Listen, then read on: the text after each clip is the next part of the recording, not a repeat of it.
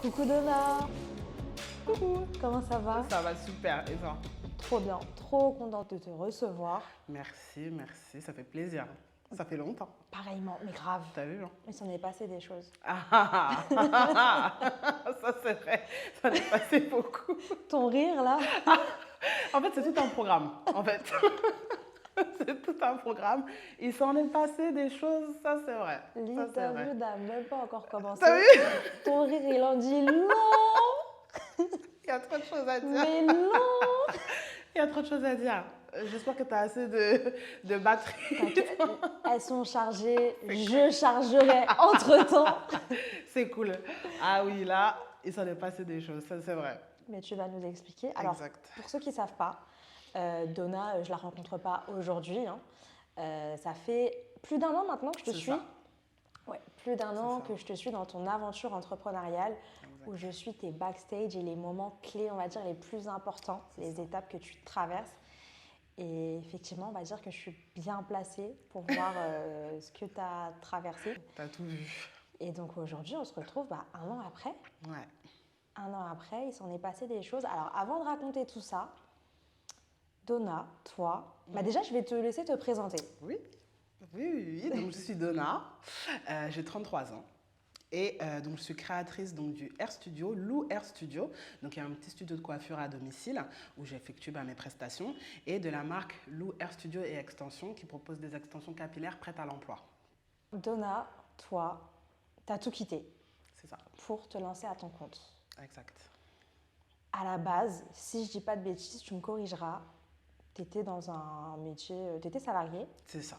Tu étais salarié avec un bon salaire, Exact. une bonne situation, un bon Exact. confort. Tu avais cette stabilité Ah oui, financière, tu étais en CDI? exact. Ok. Exact. J'avais mis du temps à trouver justement ce job. Parce que c'est vrai qu'en sortie d'école de commerce, on est tous très naïfs et puis on se dit, bon, là, sur le CV, je sors d'une école de commerce plutôt bien cotée, c'est obligé que les recruteurs, voilà, ils vont kiffent. à tout prix vouloir de moi. C'est-à-dire qu'ils vont se battre pour m'avoir dans leur boîte, c'est obligé. Je paye une école à 7 000 €, il y a intérêt à ce qu'ils se battent, Ah oui. du coup, tu vois. Ok. Et en fait, ça ne s'est pas du tout passé comme ça, en fait. Donc j'étais vraiment, voilà, moi j'ai eu un parcours très, très linéaire, voilà. Donc lycée, université, vraiment, voilà, école de commerce. J'ai fait les choses bien, comme on dit. Ok, c'était ton choix. C'était mon choix, qui a été forcément beaucoup Influencé. influencé, déjà par les parents. Voilà, moi je suis la seule fille de ma mère, donc pour elle c'était obligatoire que je fasse de belles études, de grandes études. Bien entendu, mon père voulait que je sois médecin, soit avocat. Avocate, on connaît. Tu connais, voilà, c'était soit l'un soit l'autre. Donc quand il y a eu ni l'un ni l'autre, il n'était pas très content. Mais bon, il s'est dit, bon, moi, elle a un master, c'est déjà ça. Donc du coup, bon, il a été quand même pas mal influencé. Déjà, donc par les parents, l'entourage, et puis aussi par la société finalement. Oui. Parce que bon, on te met effectivement dans des cases, dans une boîte, vraiment une box où on te dit, bon, l'exemple de la réussite, c'est ça. Quand tu es jeune, si tu ne fais pas ce parcours-là, c'est que tu n'as pas forcément réussi et que tu ne vas pas forcément réussir parce qu'il faut forcément passer par là. Donc moi, Ce qui est totalement faux. Complètement faux, mais alors complètement faux. Donc moi, je me suis dit, ouais, pour réussir, c'est obligé, je vais faire des grandes études et puis ça va très bien aller. Et puis 1, 2, 3 mois passent, 6 mois passent, 9 mois passent, un an et demi. Et sur un an et demi, tu as 3-4 entretiens, quoi. Et pourtant, tu as déposé 200 CV. Donc en fait, tu te dis, bon, là, ça se passe comment? Donc moi, j'avais trouvé un job, je bossais chez Free Mobile. Je me suis dit, bon, c'est déjà ça, etc. J'étais conseillère Tu faisais commerciale. quoi chez Free? J'étais conseillère commerciale. Au téléphone? C'est ça. Donc tu fais partie des gens Ouais. qui cassent les couilles au téléphone. C'est à peu près ça. À la prospection téléphonique. Non, j'étais pas à la prospection. Ok. J'étais au service client. D'accord. Donc si on a un problème. Désolée. J'ai échappé belle. Mais je sens qu'il y a du vécu là. Je sens qu'il y a des choses à dire là. Ah, gars. Free. Oh là là. Aïe, aïe, Tu aïe. n'es pas chez eux, ils te harcèlent tous les jours. C'est pas Vous faux. devriez quand même nous écouter. Je vous ai déjà donné l'opportunité. Il n'y a pas de connexion maintenant dans votre truc. On fait comment? C'est vrai que la prospection, c'est pas facile. Hein, franchement, c'est pas facile. Je rigole, C'est mais vrai c'est que- le nerf de la guerre de Ouais, toutes les entreprises c'est vrai. aujourd'hui. Donc, C'est vrai, c'est vrai. Mais ça n'avait rien à voir en fait avec mes études. Donc en fait, il fallait vraiment que je trouve quelque chose dans mon secteur, dans ce pourquoi j'avais étudié. C'est le métier de mes rêves. Mais plus j'avançais dans le temps, Plus la réalité est tout autre. exactement. Et je me suis dit, bon, qu'est-ce que t'aimes en vrai? Donc moi, quand j'ai terminé mon master, tu sais, il y a un mémoire à rendre. Mhm. Et j'avais fait un mémoire sur le cosmétique ethnique. Donc en fait, je suis vraiment rentrée dedans dans ce monde que je ne connaissais pas du tout en fait. D'accord. Donc ça m'a beaucoup intéressée, tout ce qui était salon de coiffure afro, cosmétique afro, les dessous vraiment de ce secteur-là. Et j'ai vraiment, vraiment kiffé. Donc je me suis dit, c'est plutôt intéressant. Il y a un Ça, petit truc à il y a faire. un petit truc à faire. Mais après, je me suis dit, non, qu'est-ce que tu veux faire là-dedans? Tu vas pas travailler dans la beauté, attends. Non, quoi, t'as quand même fait un master en marketing. Tu peux pas travailler dans la beauté. Je faisais partie de ceux qui avaient des préjugés sur la beauté. Exactement. Alors là, j'étais la chef de ça, quoi. Je dis non, mais je peux pas. Et pourtant, au lycée, j'avais une amie, elle est partie en BEP. Elle a fait plus exactement un CAP coiffure. Et j'étais en mode, non mais, elle s'appelait Samira, big up Samira, si tu regardes. Je dis non mais Samira, tu peux pas faire un CAP. T'es trop intelligente pour faire un CAP. Pourquoi tu veux faire un CAP?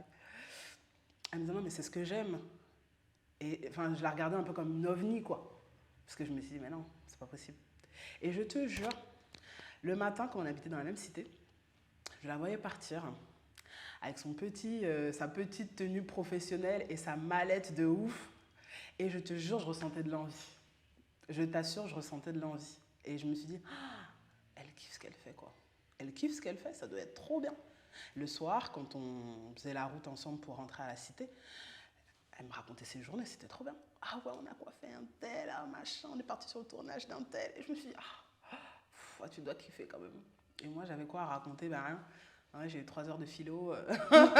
C'est moins glamour du coup, tu vois, c'est beaucoup moins glamour. Donc voilà. J'étais à mon bureau, donc dans mon ancienne boîte, et je me suis dit, un jour comme ça, et je me suis dit, non, en fait, qu'est-ce que je fais là, quoi? Qu'est-ce que je fais là? Ça a été un déclic que tu as eu du jour au lendemain Ouais. ou petit à petit ça a mûri dans Ça a ton mûri esprit? dans ma tête. Ok. Ça a vraiment mûri dans ma tête, c'est-à-dire que je me suis dit, au fur et à mesure du temps, j'aimais de plus en plus la coiffure, ce que ça représentait aussi pour moi en tant que femme noire déjà, le rapport avec les cheveux, avec le physique, cette confiance en nous, etc. Je me suis dit, est-ce qu'il n'y a pas un truc à développer autour de ça? Donc plus j'avançais dans le temps et plus ça m'intéressait, je voulais vraiment faire quelque chose dedans. Comment est-ce que tu as pris cette décision et de passer à l'action de je quitte mon taf et C'est maintenant ça. je vais réellement faire ce que j'aime? Bah, en fait, c'est vrai que ça s'est passé assez simplement, on va dire, et puis tranquillement. C'est-à-dire que j'ai pas pété mon câble. Qu'est-ce que je fais là? Je me casse. me Je barre. prends mes clics et mes claques. J'enlève, je jette tous les... Je jette. Tous Je les retourne dossiers. le bureau. Allez, ciao. Non, ça s'est pas passé comme ça. T'as fait les deux en même temps? Voilà. Ok.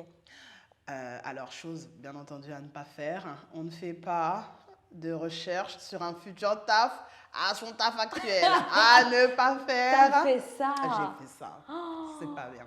Et Je qu'est-ce qui s'est sais. passé? Et bah, j'étais à fond dedans, etc. Et puis il y avait mon... En fait, je comprends. Ouais. Parce que dès lors qu'il y a la passion qui t'anime, C'est ça. bah, tu penses qu'à ça. C'est ça. Tu manges, tu dors, tu travailles C'est ton ça. projet. C'est ça. Et t'as qu'une envie, en fait, c'est de te renseigner. Ouais. Bon, là, tu l'as fait sur le lieu de ton taf. Mais c'est exactement ce qui s'est passé. À éviter parce que c'est traçable. Mais c'est pas grave. Ouais. C'est exactement ce qui Je veux s'est trop passé. savoir ce qui s'est passé. C'est ce que c'est. J'en ai parlé directement en fait à mon N+1. Et je me suis dit, mais non, mais il va me dire, non, mais cocotte, arrête-moi tes bêtises, va t'asseoir. Il m'a dit, écoute, c'est ce que tu kiffes? J'ai dit oui. Il m'a dit, ben fais ce qu'il faut alors. Et quand il m'a dit ça, Trop mignon, c'est mais tellement grave, rare. c'est tellement rare. Et quand il m'a dit ça, je me suis dit, ouf, je vais toujours fournir le boulot qu'il me demande, mais là, je vais y aller à fond de l'autre côté par contre. Donc j'ai fait mes inscriptions, j'y allais à fond, etc. J'ai démissionné tranquillement, voilà. T'as pas eu peur Entre-temps, de quitter une ah si, stabilité ah si, pour l'inconnu? ah si. C'était vraiment le grand saut, hein. C'est-à-dire que je me suis dit, mais Donna, qu'est-ce que tu fous? Mais en fait, je me suis posé cette question-là une demi-seconde en fait, parce qu'il n'y avait vraiment pas de temps à perdre. En fait, c'est pas figé en fait, la vie n'est pas figée. On se dit toujours, bon, si on a suivi un parcours, il faut à tout prix suivre ce parcours-là et absolument pas en fait dévier. Mais pas du tout en fait, pas du tout. En fait, le chemin, il n'est pas toujours tout droit, hein. Il y a des gens qui prennent des détours, il y a des ronds-points, il y a des... Enfin voilà, il faut aussi beaucoup suivre son intuition. Donc si l'intuition est tellement forte pour quelque chose, tente-le. Et surtout que moi, j'ai toujours été quelqu'un qui prônait la sécurité, hein. Moi, je ne suis pas une casse-cou, hein. Je ne suis pas une aventurière. Vraiment, voilà, je vais être bien dans mes bottes, bien dans mon petit fauteuil. Je suis bien, la sécurité, voilà. Je sais où je vais, je ne laisse pas de place au hasard. Enfin, c'est plutôt mon style, en fait. Donc tu es totalement sorti Ah oui, là, mais de complètement. ton naturel. Complètement, complètement. Et je me suis dit, si je tente pas, je tenterai jamais, en fait. De toute façon, voilà, hein. Donc c'est vrai que tu passes d'un peu plus, oui, environ 2000 euros, ben, aux allocs, quoi, au Pôle emploi, hein. Donc bon, tu touches un tiers de ton salaire, quoi, clairement. Donc ça pique un petit peu, voilà. Et puis ben, tu revois, en fait, toute ta vie, toute ta priorité, voilà, c'est ça. Tu revois tout de A à Z. C'est vrai que c'est pas facile, mais quand tu sais pourquoi tu fais quelque chose, tu te dis, bon. C'est ce que j'allais te dire. Voilà. À aucun moment, tu as regretté ce choix? Non. Pas un instant. Vraiment pas. Je me suis dit, là, je suis dedans. Et le but, c'est d'en faire mon métier. Même dans la vie, je suis quand même un peu perfectionniste. Donc, du coup, je me suis dit, il y a très peu de place pour l'échec, en fait. Moi, les échecs, je les vis très, très mal, hein. Je les vis très, très mal. Toi, les phrases de les échecs, c'est pas un échec. Ah non! Tu t'en fous. Tu t'en fous. On n'a rien à faire. Et en plus, c'est ce que j'allais te dire. C'est-à-dire que j'en vois souvent. Moi, j'adore regarder les discours de motivation. J'adore suivre les vidéos que tu repostes. J'adore. Et souvent, c'est des discours comme ça, tu vois. Oui, non, mais l'échec, hein, ça fait partie du succès. Il faut connaître plein d'échecs pour avoir du succès. Non, mais moi, je m'en fous, en fait.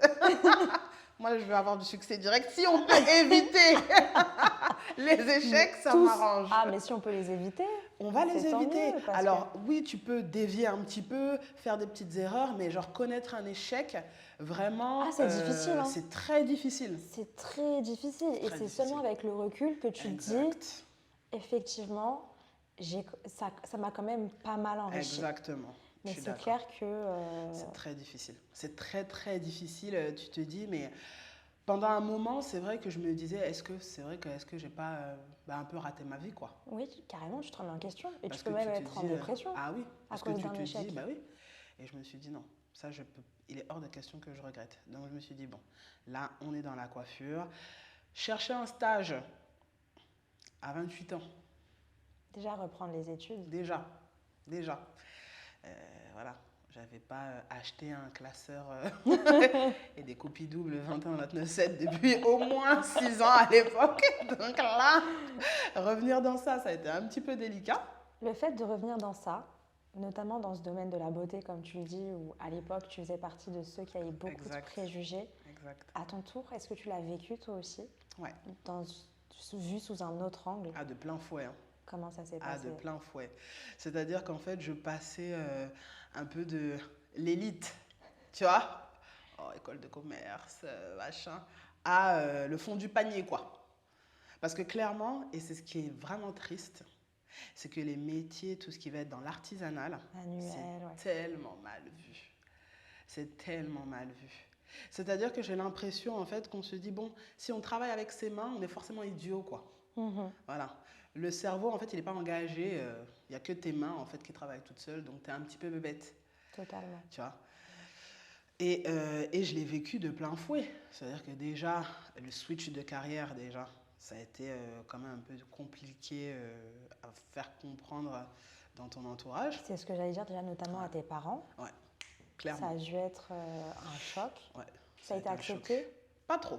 Ok. Pas trop. Il n'y a pas longtemps que mon père sait d'ailleurs que je suis à mon compte. Il y a vraiment pas longtemps. Elle me fait... Ouais, il y Au a- passage, s'il tombe sur l'interview, Voilà, bisous papa. Mais vraiment, il y a vraiment pas longtemps par rapport à ça. Mais c'est vrai que se dire que bon, bah, j'ai financé quand même ces études, de grosses, grandes études, entre guillemets, pour finir coiffeuse chez elle. ouais, mais ça se défend par le fait que tu as été influencée dans ton parcours Exactement. scolaire et que si dès le Exactement. départ, tu avais été Exactement. poussée vers ce à quoi C'est ça. tu tends et ce qui C'est ça. t'anime, on C'est aurait ça. aussi pu éviter Exactement. beaucoup de choses. Exactement. Et c'est ce que je me dis des fois. Et souvent, je trouve que c'est le parcours de pas mal de gens qui sont poussés par leurs parents, Ouais. qui ne leur plaisent pas Ouais. forcément, C'est ça. et en plein parcours burn-out Ouais. ou switch total parce qu'ils se rendent compte que c'est pas ce que dont eux ils Exactement. désirent. Peut-être, je pense et je suis intimement persuadée que l'entrepreneur, il a un petit grain de folie. Un petit grain de folie ou de la naïveté ou peut-être un peu de masochisme en lui, je ne sais pas. Mais il a forcément un petit truc pour décider, De se lancer. je me lance. Ce que vous pensez, ce n'est pas mon problème. Je prends mes petits bagages, ma petite fierté et je vais créer mon truc. Et je pense qu'il faut vraiment, pour moi en tout cas, et dans tous les entrepreneurs que j'ai rencontrés, il y a ce petit truc que tu sens en fait. On se dit, est-ce qu'on est fou? Je pense qu'on est fou. Tu vois ce que je veux dire? Et voilà, et c'est vachement intéressant, je trouve, tu vois. C'est vachement intéressant. Moi, personnellement, je suis beaucoup plus épanouie maintenant qu'il y a 10 ans. Il n'y a vraiment pas photo. Donc tu reprends les études, pour faire un récap. C'est ça. Tu reprends les études, l'entourage qui ne te soutient pas forcément parce que ça va au-delà C'est ça. des attentes C'est ça. Surtout les parents, et c'est du un peu dur. chemin qu'on a décidé de te Exactement. tracer à ta place. Mm. Tu te prends aussi en pleine face tous les préjugés C'est ça. liés au métier manuel. Donc tu te lances. Je me lance. Comment tu exerces ta profession de coiffeuse du coup? Est-ce que tu travailles dans un institut? Est-ce que tu travailles à domicile? Bon, je te pose la question même si je connais déjà la réponse. Mais je vais te laisser répondre pour les personnes qui nous regardent. Ouais. Exactement. Donc, du coup, ça a été compliqué un petit peu Voilà, je sortais des études, je venais d'avoir mon brevet professionnel. C'était 24 mois qui étaient très éprouvants. Donc voilà, j'étais donc Provélite, l'Académie Provo, où c'est vraiment, c'est super professionnalisant, mais il y avait beaucoup de pression, beaucoup de cours, et puis surtout que moi, je m'étais mise une pression folle sur les épaules parce que je me suis dit, j'ai fait une reconversion professionnelle, c'est pour réussir, c'est pas pour échouer, quoi. En fait, tu as eu une transition et une ascension tellement rapide Exact, qu'à un moment donné, bah, tu acceptes exact, de mettre de côté ton éthique ou C'est ça. tes exigences. c'est ça, Et Clairement, c'était là, ça. tu te rends compte que ça va pas. ça va pas. Ça va Je pas me- et tu décides de faire quoi? Eh ben, je me suis dit, bon là, il faudrait peut-être que je me mette à mon compte. C'était une petite idée qui commençait un petit peu à germer, mais je me suis dit, Donna, attends un petit peu, calme-toi, t'as déjà, t'as pas mal chamboulé ta vie déjà, je pense qu'il faudrait un peu se calmer. Le service à la personne n'existait plus pour moi. C'est-à-dire que les personnes devenaient des numéros. Elles devenaient des numéros, elles devenaient des chiffres, elles devenaient des statistiques. Et ça commençait vraiment à me déplaire. Mais je me suis dit, non, Donna, là, tu es dans la coiffure, tu es dans ce que tu aimes. Continue. Tu vas voir, ça va évoluer, ça va changer. Tu allé contre ton intuition. Exactement. Chose à ne pas faire. Chose à ne pas faire. Vraiment. Chose à ne pas faire. Tu as regretté J'ai regretté. J'ai parce que regretté. tu as perdu l'essence même de ce pourquoi tu Exactement. faisais ce que tu fais. Exactement. Et le jour où donc, je signe, la rupture prend effet peut-être fin février, et une semaine après, il y a le confinement. Ouais. Ouais. C'est pas un truc de fou. Ouais, une semaine après. Et du coup, je suis... c'est même plus tombé des nues, c'est que je me suis dit, mais là, le monsieur là-haut, il me dit, là, c'est pour toi, là. C'est ton moment, ma chérie, vas-y. C'est ton moment, là, faut le saisir. Donc je l'ai empoigné, et je l'ai plus lâché, et je me suis dit, alors là, c'est vraiment mon moment, quoi. C'est maintenant ou jamais. Ta marque, pourquoi, comment, Le branding. mobilier, l'aménagement de la pièce, tout.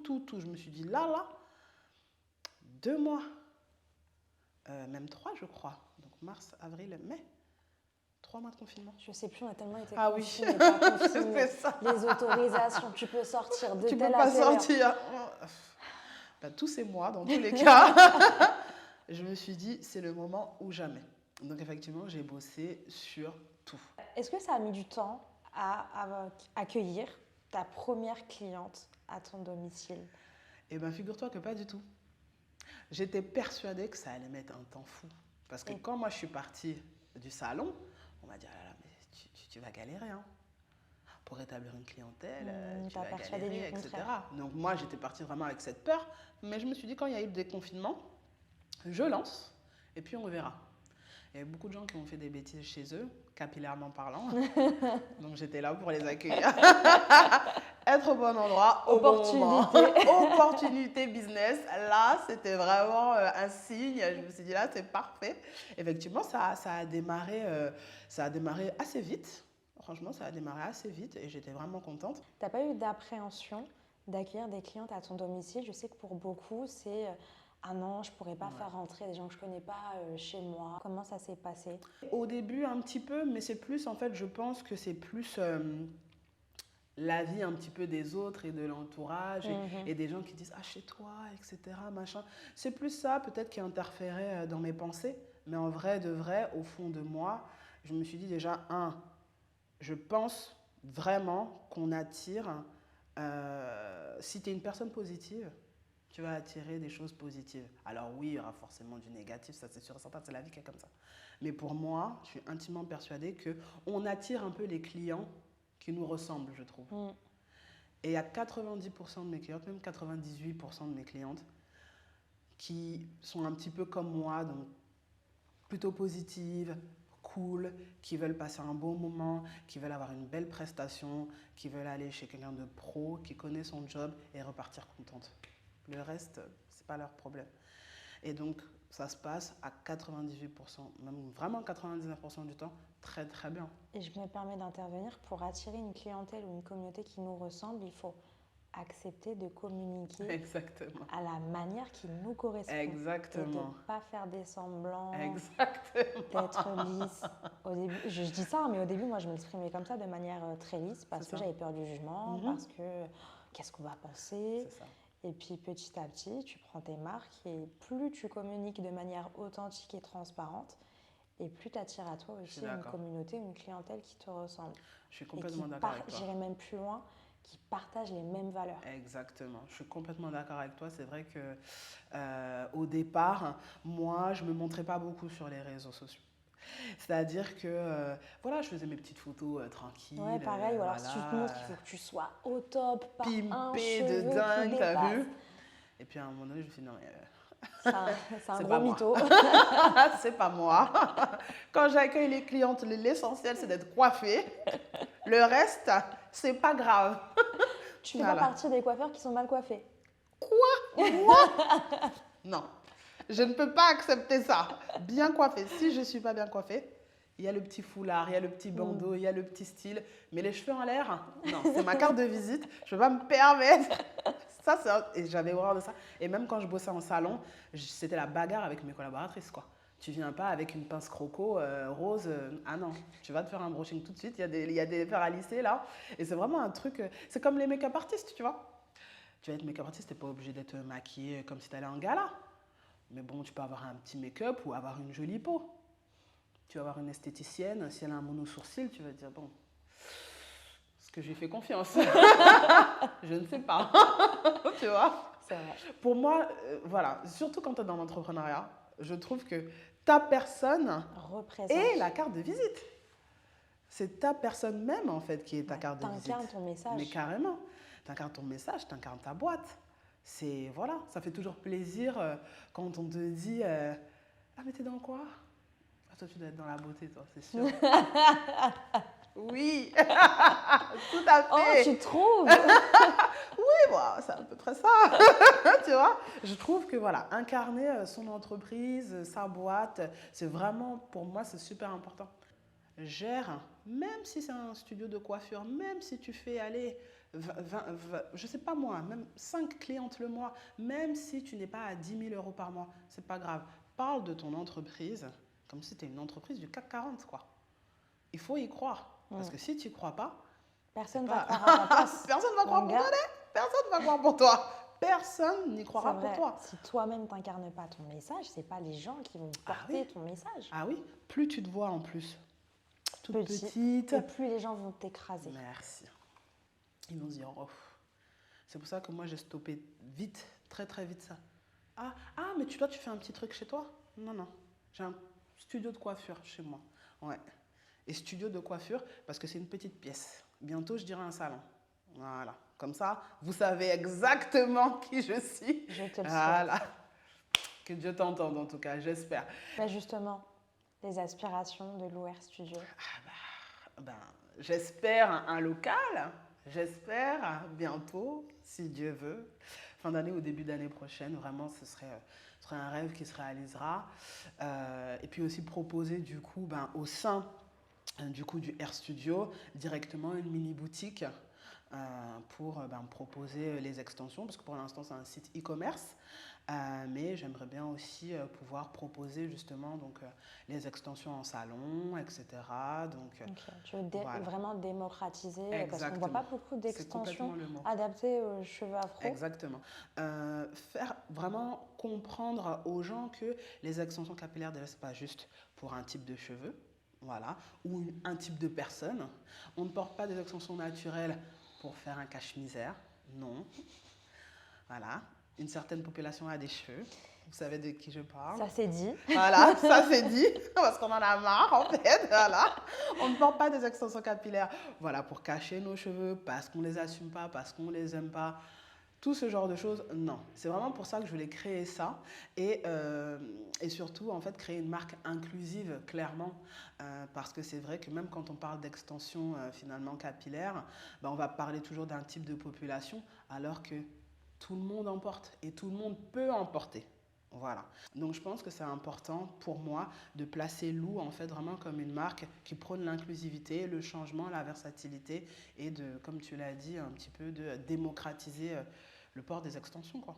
Et pour finir, quel conseil tu donnerais à la Donna d'il y a 3 ans? Fais-toi confiance, quoi. Fais-toi beaucoup plus confiance et bientôt, en tout cas, n'hésite pas à déléguer. Souvent, quand on est entrepreneur et à la charge de tout, on veut vraiment tout gérer de A à Z. Mais c'est pas possible, en fait. C'est vraiment pas possible. Il faut pouvoir après déléguer pour avoir en fait une vision à long terme par la suite, quoi. Parce qu'en fait, tout n'est pas possible, tout n'est pas portable en fait sur les épaules. À un moment donné, tu craques. Donc voilà, déléguer et surtout de se faire confiance. Suivre son intuition. Suivre son intuition à fond. Vraiment. Quand tu sens pas quelque chose, ne le fais pas. Si tu le sens, fonce. Vraiment, vraiment, vraiment, vraiment. C'est le conseil que je me serais donné il y a 3 ans de te faire confiance à fond, quoi. On va toujours te dire ah, mais tu te lances dans ça? Ah, mais il y en a plein. Ah, mais la concurrence. Oh là là. Ah, mais tu crois que tu vas percer? Ah, mais non. Il y a déjà elle, lui qui fait ça. T'es sûr que tu veux faire ça? Ah, bah franchement, bon courage. Si tu es persuadé que tu vas marcher, je te jure, si tu mets tous les moyens vraiment, hein, pas forcément financiers, hein, même moraux, physiques, vraiment, si tu t'en donnes les moyens, ça fait très... Ça fait phrase de motivation. Discours de motivation, je m'en suis rendu compte là, tu vois. Que tu critiquais au début. Je taillais ça fort. Mais vraiment, mais c'est si vrai. tu te donnes les moyens, il n'y a pas de raison que ça ne fonctionne pas. Et pour l'instant, pour moi, je ne suis pas au niveau auquel je souhaite. Mais je me dis, quand je regarde le chemin parcouru, je me dis, bon, on n'est pas trop mal. On n'est pas trop mal, on est sur la bonne voie en tout cas. Merci Donna pour cette interview. Ça a été un plaisir. Plaisir partagé. Super.